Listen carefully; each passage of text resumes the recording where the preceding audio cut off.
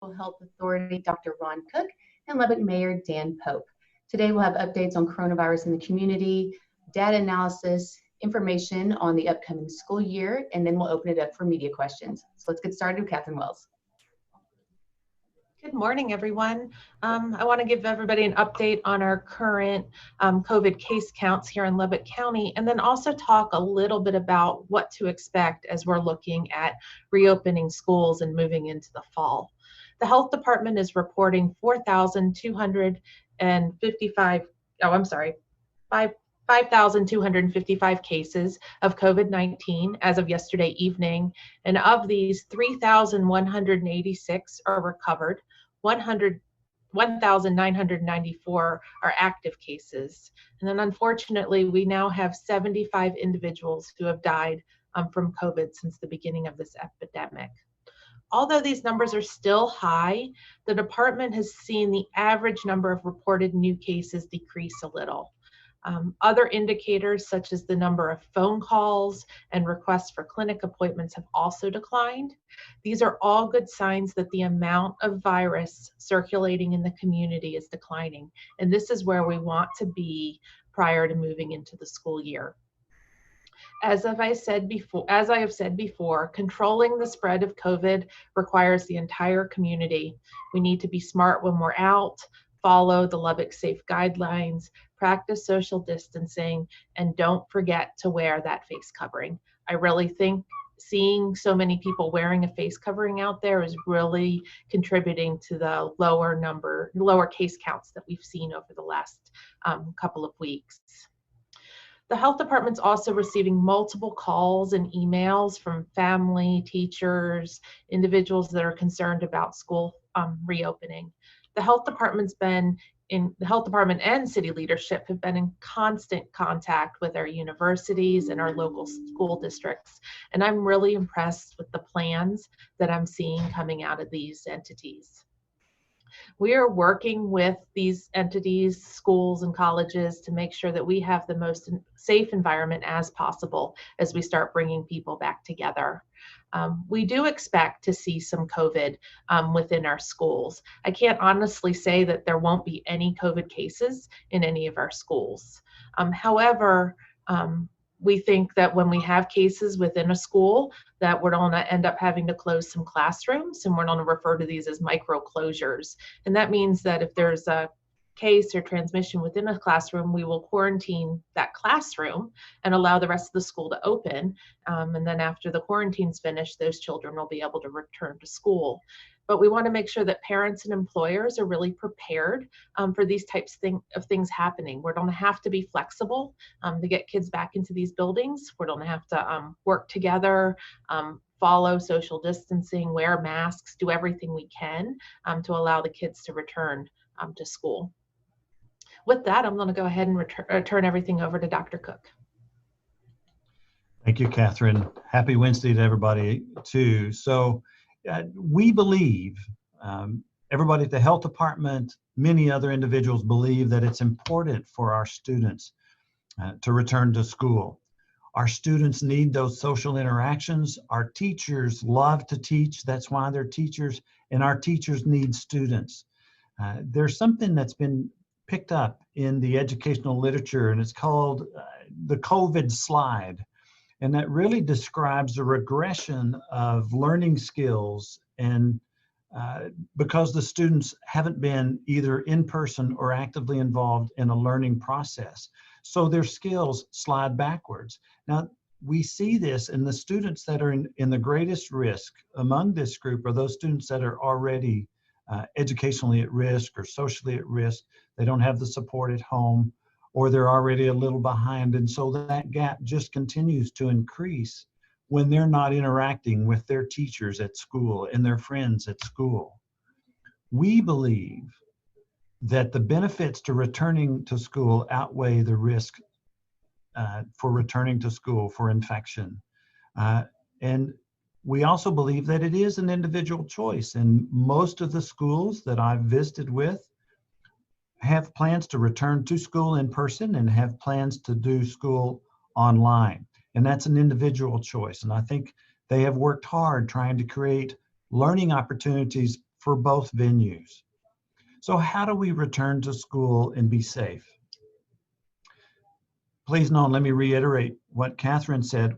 I do expect the numbers of COVID infections to increase.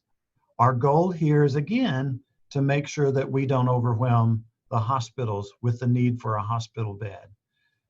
We cannot make schools completely 100% safe, but life is not 100% safe. We know that, but we believe that opening schools is a must. How do we do that? I know that the school districts that I'm involved with here in Lubbock and in Cooper and in Friendship all have spent many hours strategizing how to best serve our students and keep them safe. I know of no one that wants to do this just to open school and be irresponsible about students returning to school. They have spent many hours. How do we reopen the school buildings? And how do we keep them open? And how do we operate and return to teaching safely? I know that the plans that they have created include masking all teachers and all staff and all students that come, and that they have hand washing stations and sanitizers in the school building, and opening up different ways to access the school building so that you don't have crowded people trying to fit through one entrance. Limiting large gatherings of students, like going to the cafeteria. They're going to stagger that better, and not going to have the big assemblies in the gymnasiums anymore, and just avoid overcrowding in general. And even perhaps staggering the times that certain groups return to school in the morning. I know that there are plans that have things to do with prioritizing cleanliness and ventilation and air filtration, and reorganizing the classrooms to make sure that students are socially distanced. I saw one good example on social media where a teacher had taken PVC pipe and built a box frame and hung clear shower curtains in between 4 desks. So each quadrant of students could sit next to each other, but have a clear shower curtain separating those individuals so they could see each other, they could talk to each other, but there's a clear barrier in between. I thought that was a wonderful idea. And our teachers are exceedingly innovative and bright on how to come up with ideas, how to teach. I can't tell them how to teach in their classroom. They're the ones that live in the classroom, and then I know that they want to protect their children, their students, as best as possible, yet deliver their educational message on a daily basis. They have spent lots and lots of time doing that. Our children are going to do very well in school.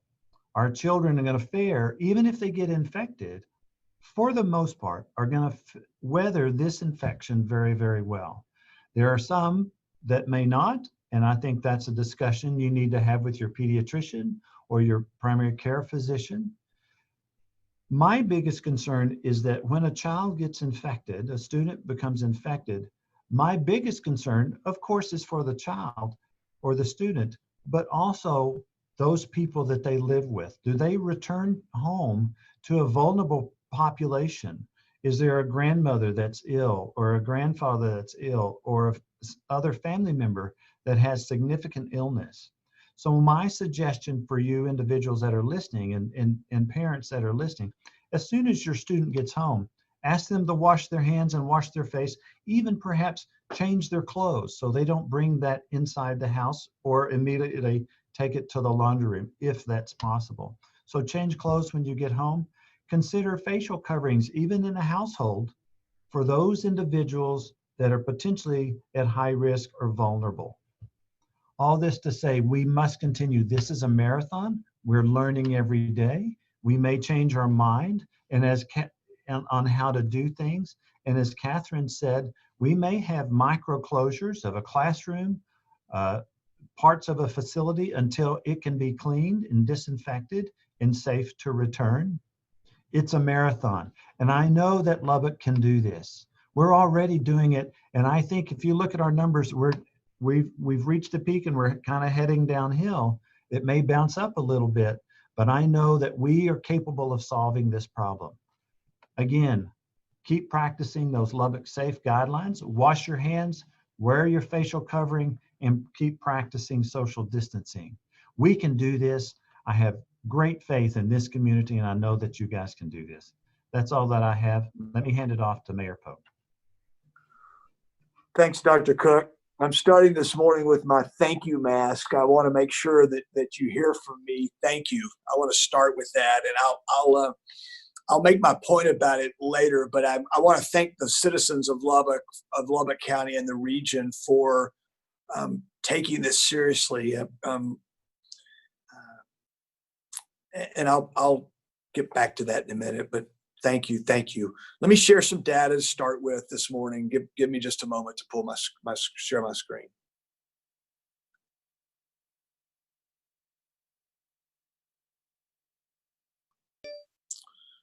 Okay.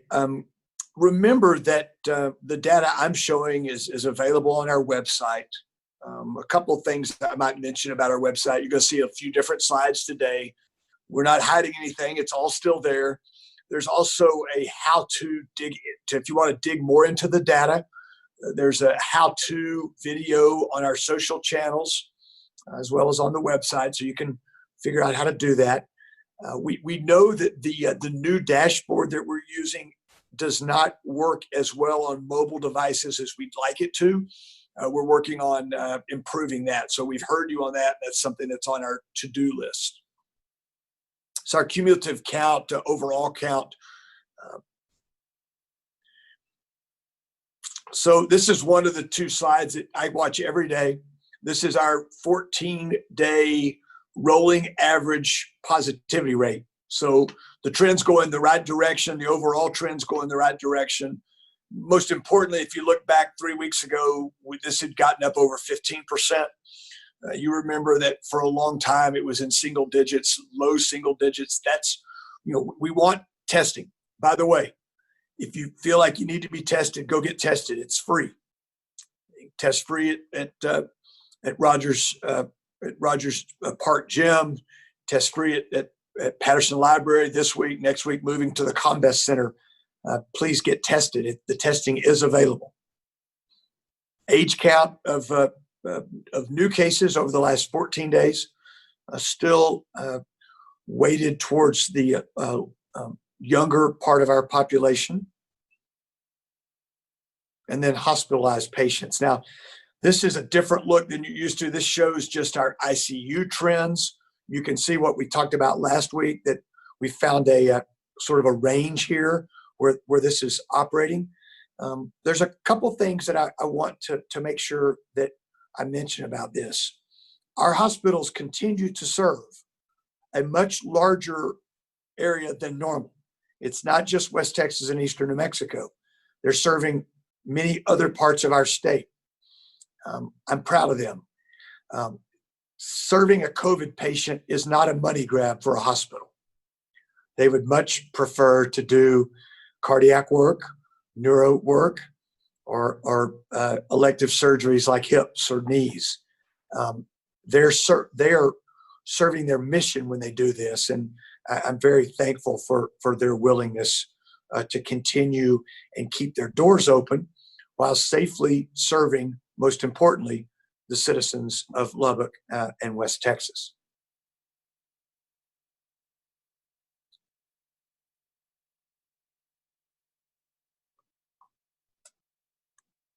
Okay, now let me start by expressing my sympathies to the families that have been impacted by COVID-19. Those 75 deaths are significant. All of the deaths in Lubbock County have been people over the age of 50, and 2 3/4 of them have been over the age of 70. However, that doesn't lessen the impact of those lives. So it's important that I recognize that. I also think it's important that we recognize those businesses that have been and families that have been impacted by this, whether you own that business or you work in that business. That's heavy on my mind. and certainly the city council.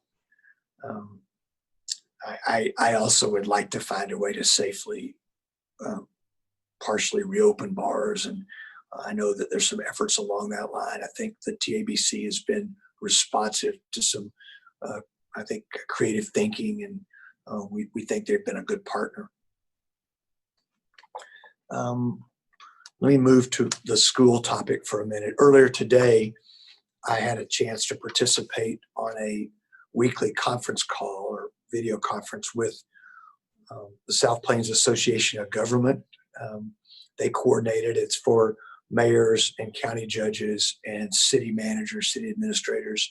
And today we added school superintendents to our call. And I was joined by Kathy Rollo, Michelle McCord, and Keith Bryant, the superintendents of Lubbock ISD, Friendship, and Lubbock Cooper. They're great partners, and they laid out their plans for reopening, and we're open to questions. I think it's important to call out the fact that summer school is going on, not only K-12 summer school, but also at Texas Tech. So there's an effort to practice. I think our other schools are too. That's two of top of mind for me. We're going to have to be flexible. Opening school is not only important to students, but it's very important to our families.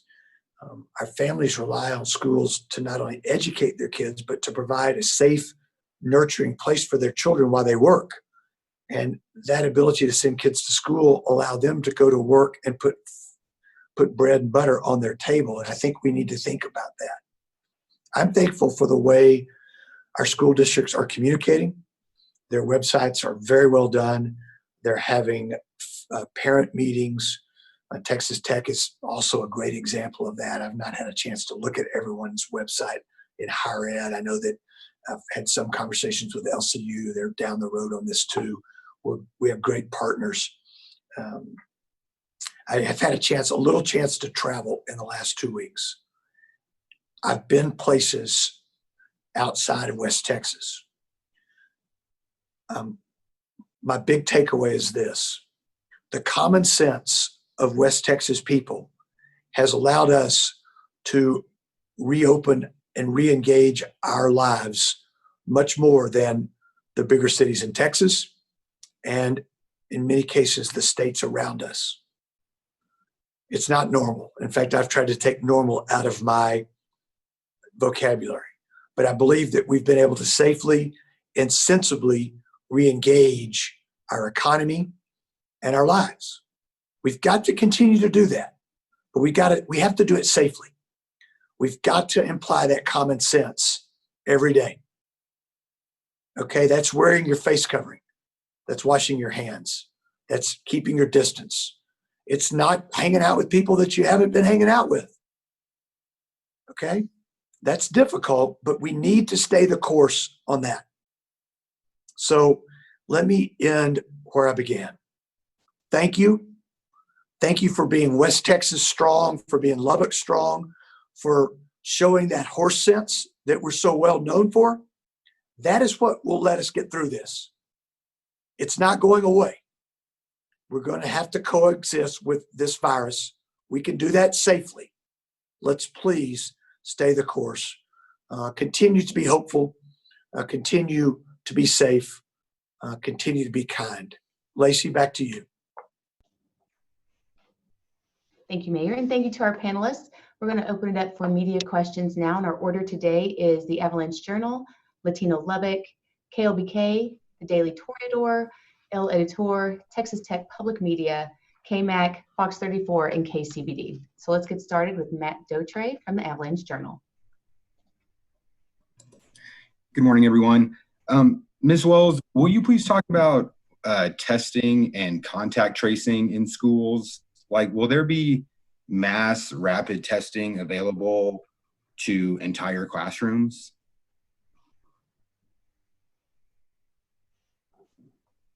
Sorry, I was on mute there. With contact tracing within the schools, it's going to be a coordinated effort between the health department and the nursing staff at the schools. So it's going to be a constant communication from the school nurses to tell us if they have a positive case, so that we can provide those recommendations on what to do with that school versus, and then also the health department talking to the schools if we find any positive students or teachers. We've had positive cases within daycares here in Lubbock, and we've been able to close classrooms and not see spread within the rest of the facility. And I think that's a good sign to show that when we're wearing masks and working together, we can really stop the spread beyond the classroom. Like, will the nurses be providing testing, or will the health department be coming in to provide testing? We don't have plans right now to do like strike teams within schools. If there was a surge of cases, there are ways that we could do that, possibly we've trained our firefighters now to do the COVID testing. So if there was that need, we could provide it, but it's really going to wait and see if there's an outbreak, then we would respond. Okay, thank you. And Dr. Cook, I wanted to ask you, I think at one point you said you were the health advisor for Cooper. So I kind of want to ask you in that role, like what would your advice be to parents who are at high risk as they're trying to decide if it's safe to send their child back to school? You know, Matt, that's a great question. I've had that question a number of times, and it's an individual response. We lay out the scenario, we lay out the options that each school has for that particular student's environment, and then it has to be a decision by the parent to decide whether or not they will send their kid to school. I've had some that say, okay, that sounds good, we'll send them. I've had some say, well, no, I may wait 9 weeks. It depends on the school. Some schools say it's in or out for 9 weeks. Some people say, okay, we'll try it a few weeks, but it's up to the individual school and the teachers in the classrooms and the principals. And so you lay out the scenario, or the school can lay out the scenario for the students and the parent to decide this is how our safe environment looks, and it's ultimately the parent's decision. So all of those are the whole goal is to protect them as best as possible. Thank you, everyone. Thanks, Matt. Okay, thanks, Matt. Now we have Chrissy Martinez Garcia with Latina Lubbock. Good morning, everybody, and thank you for your time. Who knew we'd still be dealing with COVID into August?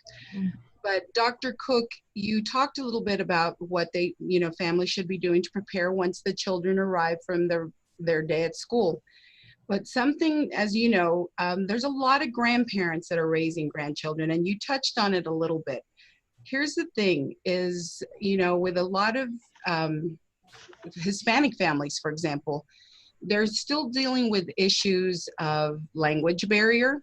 That information's not being provided bilingually. And they also are dealing with the lack of internet or Wi-Fi, and partially because they're low income. So, how are we going to work to make sure that we're providing those families, and my focus is these grandparents, to get them that information. Hispanics are they have multi-generational families living in a home. So what are we gonna do to make sure that they're being reached? Well, that's up to each school and classroom and teacher and principal of that institution. So I thank goodness we have grandparents, right? Thank goodness we have grandparents that can help us learn, and they're such a resource for families.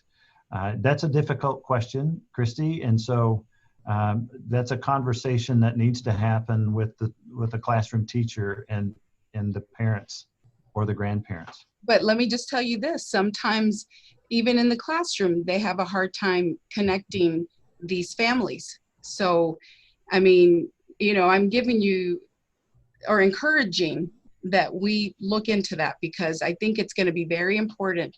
And as you know, the first person that comes back into the household is not the one that develops the symptoms. Sometimes it's those that they come to that are being infected. So, something to think about. That's Christy. That's my whole point from a medical standpoint, and that's where I'm the expert. Mm-hmm. I am concerned that some children may bring this home to their caregivers who are the grandparents, and so I do have concern, and that's why I recommended that they really wash their hands and then scrub them down and perhaps change clothes, and even wear a mask around. I know that sounds a little weird, but if you're trying to protect the grandparents, that's probably the best thing to do.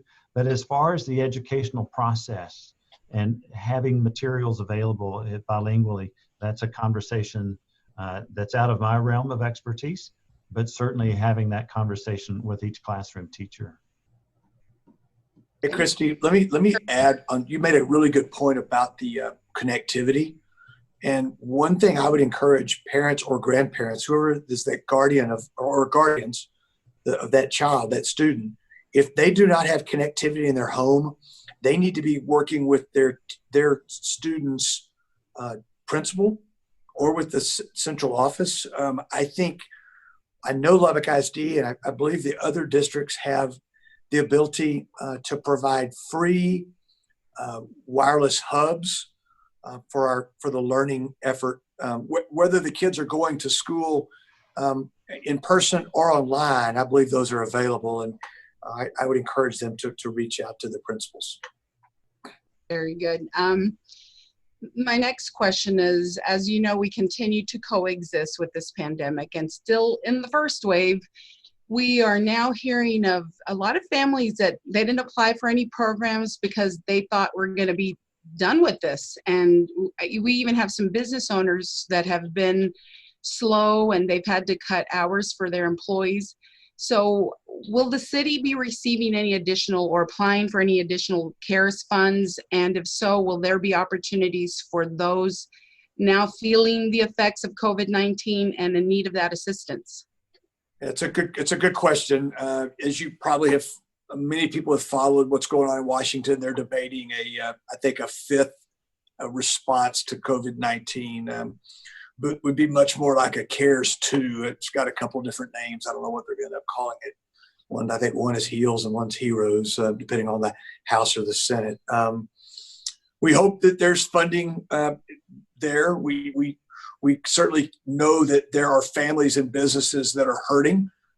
Our funds, as they have been given to us today, as well as funds that we took off out of our savings account, as well as privately raised funds, have been committed. We've held back about 15% of the original CARES dollars for the long term. I think it was, when we did it, we didn't know how long it was going to be. Right now, we feel good about holding that back, but we'll see. Certainly, we're advocating as we speak with the governor to relax some of the requirements on the CARES dollars that we received. As you'll recall, we received about $14 million. Only $3.5 million of that was eligible for direct support, so families or businesses.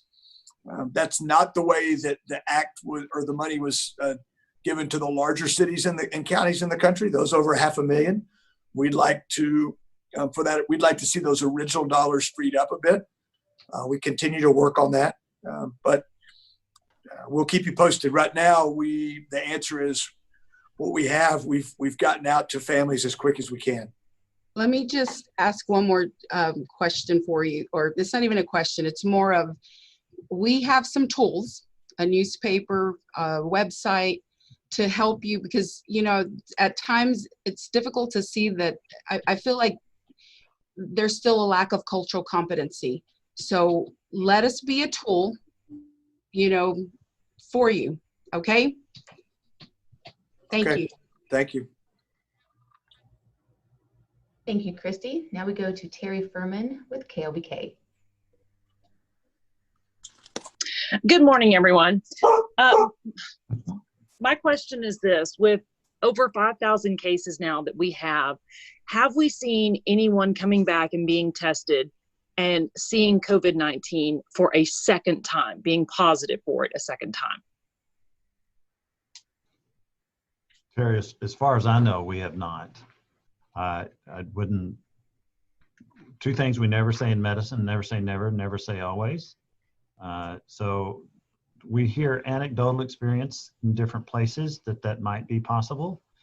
Given that our antibody production may not be lifelong, maybe relatively short-lived, so it may be much like the flu that we can get it again. So certainly wouldn't hold my breath on that. So for sure.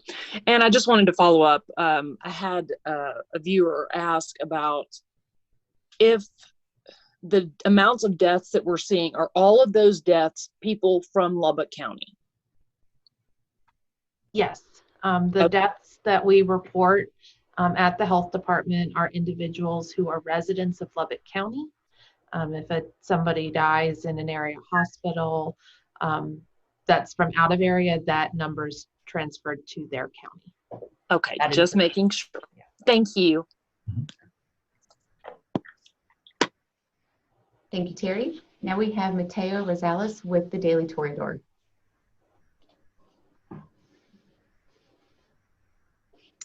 Good afternoon. So I have two questions for today.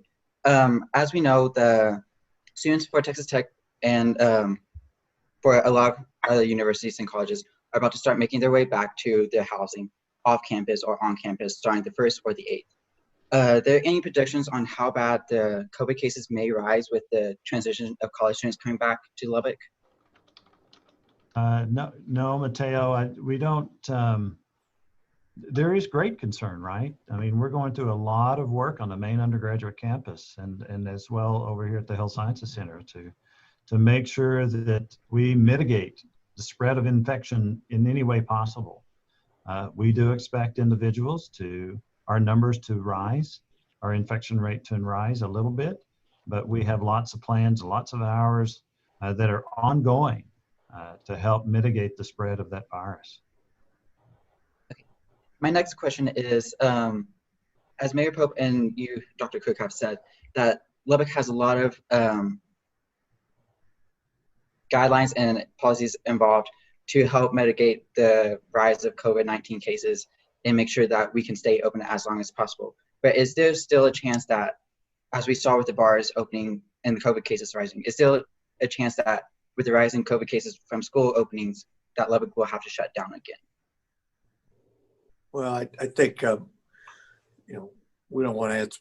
I don't want to answer a question around a hypothetical. I mean, you guys have asked that question before. I mean, I don't think so. I mean, if you ask me my opinion, but what I've learned is a little bit about what Ron said a while ago, whether there's no always or never in this deal, and we'll adjust and make decisions as we go down the road. We think that what we've got in place today gives us the best chance to safely coexist, to safely re-engage. And we encourage people to stay the course. Wear your face mask or face covering, wash your hands, keep your distance. Try to stay in the same groups. Don't. If you're a social butterfly, you need to be a butterfly within your little group. Okay. I love the interpreter. I need to say butterfly again. Let me say that one more time so you can see how butterfly makes Alicia smile. Thank you. Thank you, Mateo. And now we have Olga Garcia with El Editor.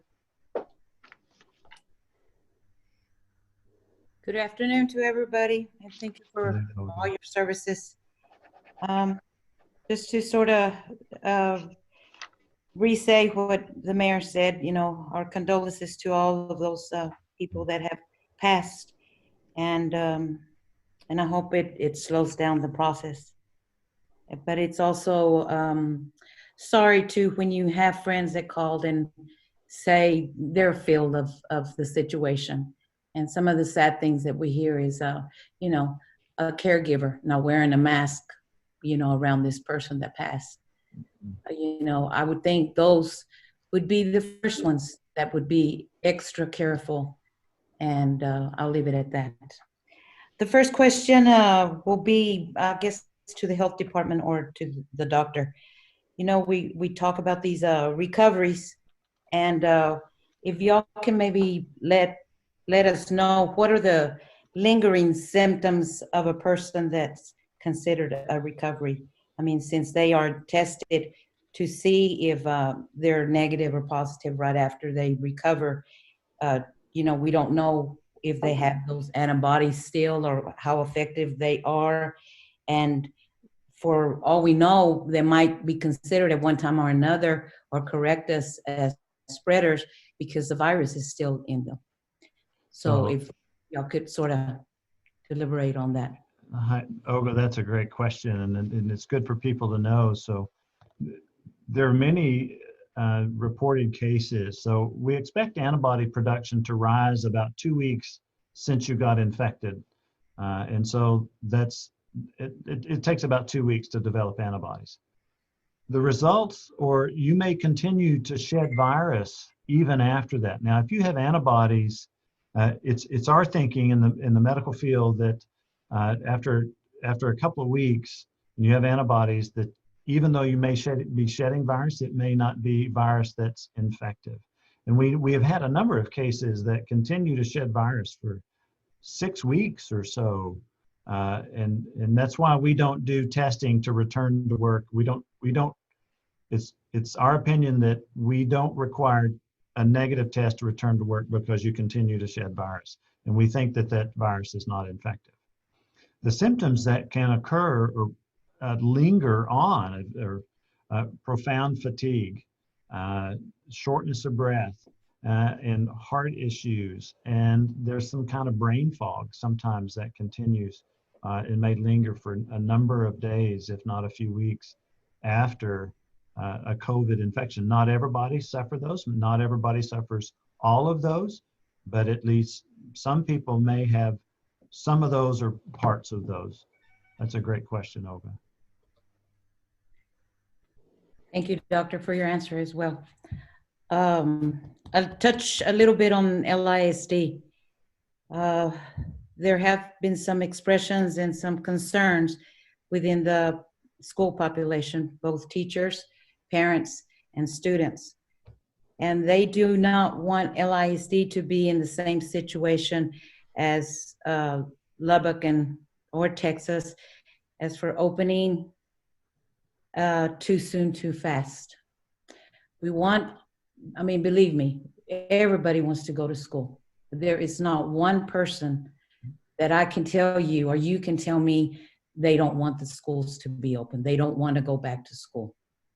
But when you hear about, you're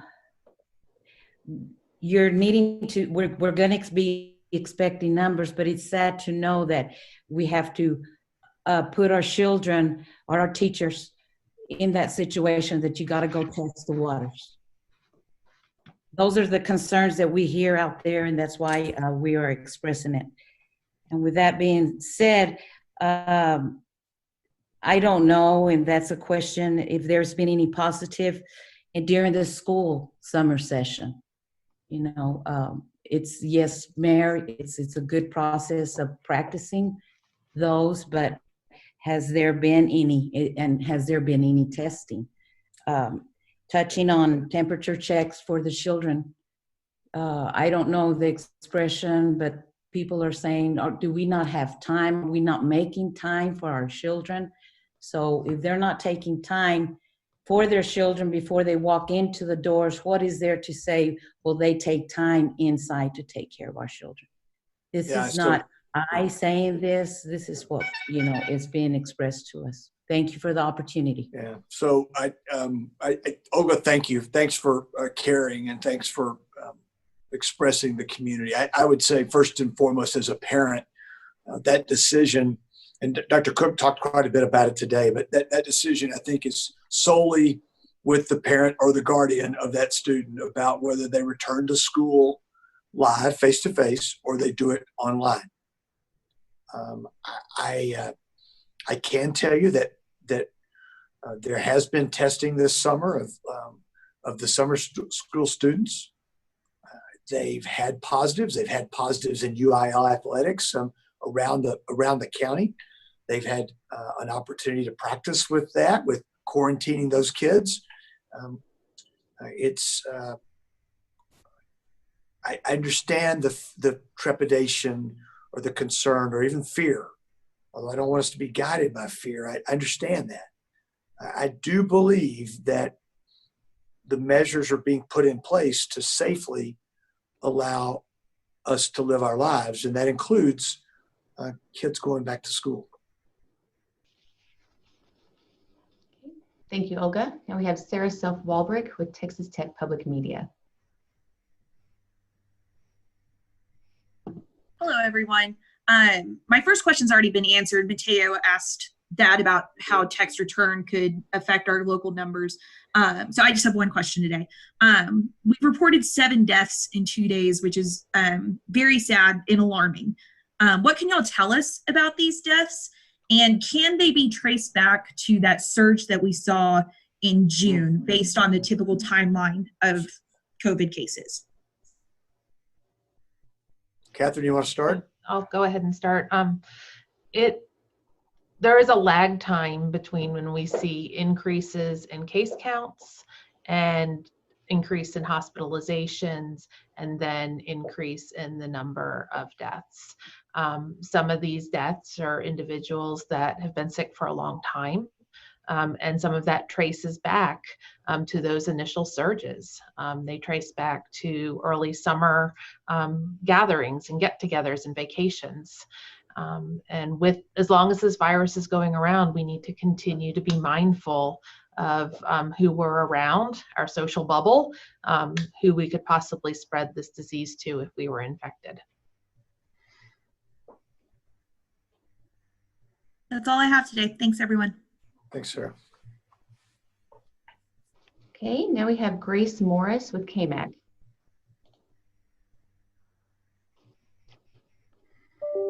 Good morning. Our question, we've talked a little bit about the Texas Tech students. What is y'all's message to them as they return back to campus? So Sarah, I'm sorry, Grace, I can help answer that question. It's a good question. So we're offering mass testing of all the students that are returning. It actually starts on August the 3rd. The TDM, Texas Department of Emergency Management, is coming out and setting up a testing center for all the students, the faculty and staff to get tested. That's a one-time test, and my biggest educational point that we need to push out is it is a one-time testing. That doesn't mean it's a free ticket to go to the bar and get infected or go out in public and get infected. It is a one-time testing. And so it gives us a potential to see who is potentially sick or infected at the moment, and we can take measures and stop it right then because we know who has it. And so, but we have constant messaging, and they're going to have constant messaging on campuses to make sure that people wear their masks, that they have social distancing, and that seating assignments or pictures or taking or all kinds of mitigation factors to slow down the virus on campus. Lots of work has been done at all the universities and colleges here in town to do that. Perfect. And one more question. The city has obviously lost a lot of expected sales tax revenue this year and did get some help from the federal government, but how much of that is left? And again, are we pushing or expecting any more help from the federal government? Yeah, so let's first of all talk about sales tax. Although we saw a significant dip in, I guess, what would have been March and April sales tax, the May sales tax not only came back, it was higher than what we expected this year and higher than last year. As we reported in our council meeting on the 14th of this month, we expect sales tax collections for the year to be very close to what we budgeted, so not significantly off. I think I, in some ways, answered your second question earlier, but I'll answer it again, and that is that we're closely watching what's going on in Washington right now regarding negotiations about a 5th response to COVID. The CARES Act does not allow a city or a county to use those dollars to replace revenue. They really are to be used to help with the impact of COVID-19. So overtime to help with your health department, to help your workers work remotely, and then they're also available for direct care, direct response to businesses, small businesses, and families. And so today, with a few exceptions, like the CARES Act had dollars for airports. Well, they went to the airport. They didn't come to the city. That can be used for revenue replacement. But what we think of as traditionally what the cities and counties have seen, you can't use that to replace revenue. That's something to watch in the next week and see how those negotiations go. That could change. All right, those are all of our questions. Thank you so much. Thanks. Thank you, Grace. Now we have Brady King with Fox 34. Hi, everyone. So the nursing homes in Texas and assisted living communities have seen a huge spike in July. So we're just curious, the state says they will do more tests, but what's the city doing regarding testing in those nursing homes and assisted living communities? Will they assist with that, increase testing, anything like that? Yeah, we're working in partnership with both the facilities and Texas Department of Emergency Management. They're the ones that are coordinating the testing. So there's actually a contractor now that a nursing home assisted living can request testing. Even if they don't have a case, they can get their employees tested. So we're very supportive of that. And if we find cases within a facility, we're using that strike team from Lubbock Fire and Rescue and Health Department to actually go in and test residents. Great, that's all I have. Thank you. Thank you, Brady. KCBD had to get off the call early, but they sent in a question, and I'll read that now. Are the number of deaths in Lubbock County being counted retroactively to include the new criteria for deaths from the CDC this week? Yeah, so let me start on that, and I'll let Catherine finish. The CDC has issued some guidance. I think the state has come out with some guidance. We believe that the way we've been doing it all along is very similar to what CDC has suggested and the state has suggested. We're counting COVID deaths very much like what would be reflected on the death certificate. Now, remember that we're reporting those deaths very much as they happen. There is a quality check process that goes along, and there's a gap in there that maybe a couple weeks before that death certificate is produced. And so if there is a small variation in the numbers, it could be related to that. But we don't sense that we're going to need to change anything. We've been very, I think our process has been from the beginning has been one that's been pretty thorough. And Catherine and Ron, you want to add anything to that? I think you summarized that really well. We constantly first our goal is to get data out to everybody as quickly as possible. And with that, there's a caveat that we will need to revise data over time. We're constantly doing data checks, but I don't anticipate that we will need to revise any of our numbers of deceased individuals. Let me just add, Brady, on a death certificate, there's several lines that there's the number one cause of death, and that's where we would probably put COVID-related illness or something like that. We don't ever put cardiopulmonary arrest. Everybody dies of cardiopulmonary arrest. So we would put COVID-related illness. And then there's other things that we can add to it that would say, they always ask, is there a smoking history? They ask if they were pregnant. Is it related to renal failure? Is it related to overwhelming sepsis? Or the cause of death may be multi-system organ failure as caused by COVID-related illness or COVID-19. So it's sort of a complicated picture, but the Bureau of Vital Statistics down in Austin is asking for that kind of information so they can clearly understand the depth and breadth of this disease and how it affects people. Okay. Well, with that, we are done with this press conference. Thank you for joining us, and thank you to our panelists and our interpreter. For more information on COVID-19 in the community, you can go to mylubbock.us/COVID-19. Have a great week. Thank you. Bye.